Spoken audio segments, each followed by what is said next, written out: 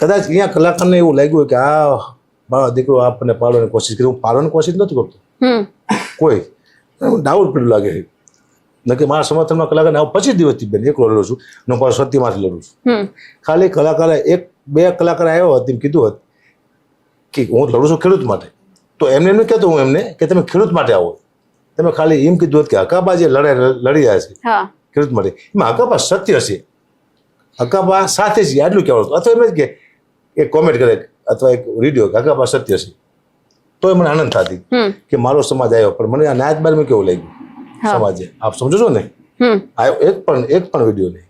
તો આનું મને ભયાનક દુઃખ છે આજીવન રહેવાનું કે કલાકારને ખ્યાલ ન આવે. હાલો હું ખેડૂતની લડાઈ લડું છું તો કલાકાર ને અસત્ય તો બોલ્યો નથી, કઈ ખરાબ તો બોલ્યો નથી, બરાબર. કોઈને મેં ગાયું દીધી હોય, કોઈ ખરાબ બોલ્યો તો મારા સમર્થનમાં કલાકાર ન આવે. હું તો સત્યમાંથી લડી રહ્યો છું.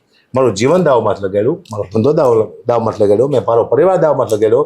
પ્રોગ્રામ મળવા આવ્યો તો મળે ને કંઈ નહીં.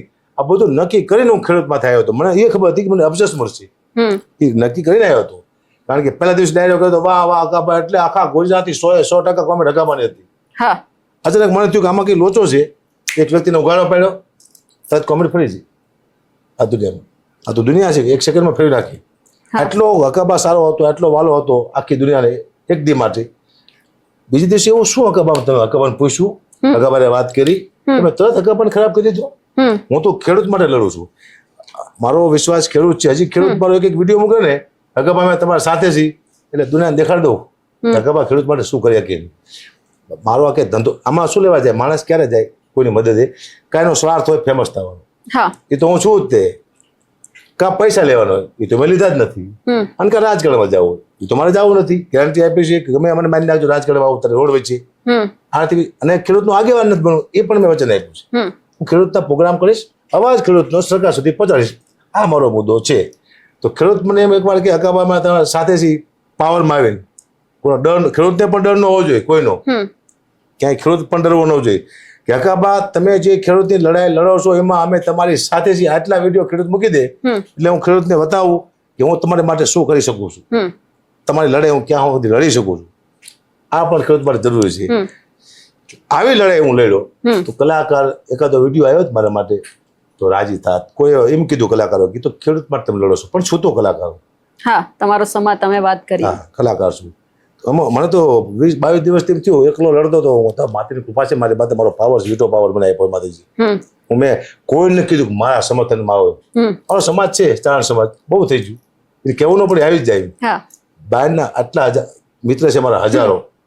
હકાબા રોજ ફોન આવતો ને, એક ફોન નથી આવતો, બીવે હે કે આને ફોન કરશું તો કોના દુશ્મન થાય શું, કંઈક ડર તો બધા રહે છે. હું તો એ જો ડર હોય ને માણસ બેઠો ન આવ્યો, મારા સકલમાં કોઈ ન લાગે મને ડર છે.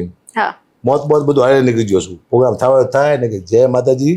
હું આજથી 4-5 વર્ષ પહેલા બોલી ગયો છું, 2-3 વર્ષ પહેલા વારંવાર ડાયરા બોલ્યો છું કે હું 30માં ડાયરા મૂકી દેવાનો છું ને 31માં ડાયરા બંધ થઈ જવાના. 31માં આવું 50 વખત કીધું, 31માં ડાયરા બંધ થઈ જવાના છે. આ વિડીયો જોજો મારે. તો શબ્દ ભ્રમ છે ચારના ઘડીના, આ શરૂઆત થઈ જાય છે. મતલબ હત્યામાં બંધ થઈ એવું લાગે, હત્યામાં જ તે 31 બાદ જાવ દો, 1 વર્ષ પછી બંધ થઈ જાય એવું મને લાગી રહ્યું છે. પણ બોલ્યા છે શબ્દ ચાવના ભ્રમ હોય છે ને માતાજી બોલાવતી હોય છે. એંધાણ શરૂ થઈ ગયા છે. કારણ કે દુનિયા છે ને બેન રાજન બેઠી છે. કલાકાર જો વિચારીને બોલશે સ્ટેજમાંથી તો બોલી નહીં શકે. વિચારીને કલાકાર બોલી જ ન કે તો કલાકાર ફેલ જાય. અને વિચારીને બોલશે તો માફી માગવી પડશે. માયા ભાઈ કોઈ તૈયારી કરી નહોતી કે અમારે બોલવાનું છે, બોલી ગયા તો શું આવ્યું? માફી માંગવાનો ટાઈમ આવી ગયો. તારું કારણ શું છે? વિચાર કરીને બોલવાનું આવે એટલે કલાકાર બોલી ન શકે. હવે વિચારવાનો મોકો આપશે કલાકાર તો કલાકાર બોલી નહીં શકે. અને વિચારીને બોલશે તો માફી માગવી પડશે, ગાળ્યું ખાવી પડશે. આ સમય આવી ગયો છે, કલાકારોને ધ્યાન રાખવા જેવું છે. અદ્ભુત સમય ચાલી રહ્યો છે. દુનિયા તમારા એક શબ્દમાંથી ધ્યાન આપે છે. તમે શું કરશો? હું એક વાર્તા મળું અત્યારે કે 2 રાજા હતા, 2નું યુદ્ધ થયું. એક રાજા તો હારે જ ને, 2 ઝઘડો કરે, એક હારે, પાકા પાય. તો જે રાજા હારી જાય ને વંશજો મને ફોન કરશે, તમને શું ખબર હારી ગયા હતા, કેમ આવું બોલ્યા, તો મારે શું કરવું? તો વાર્તા ન માની જતું. કોઈ સમાજ વિશે જોક કહેવા જઈશ તો સમાજ બાજુ બનશે. મેં તો બધા સમાજની માફી પહેલા માંગી લીધી સ્ટેજમાંથી કે આ બધા જોક કીધા હતા પહેલા શરૂઆતમાં કીધા હતા, પછી તો હું સુધરી ગયો કે આવું ન કહેવાય. પણ ટાઈમ પહેલા સુધરી ગયો, મને માફી માંગ્યા પહેલા. પણ છતાંય મેં માફી માંગી. ભગવાનના જોક્સ પણ કીધા 2